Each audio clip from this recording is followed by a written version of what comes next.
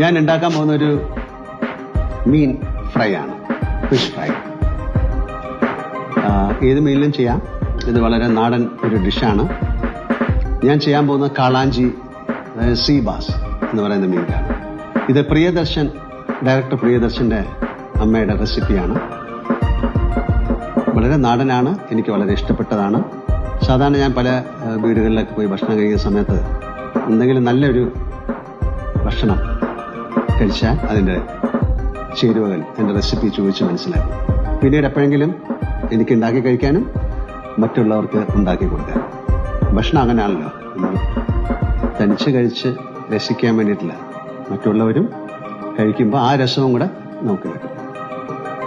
അപ്പോൾ നമുക്ക് ആ ഫിഷ് ഫ്രൈ ഉണ്ടാക്കി നോക്കാം.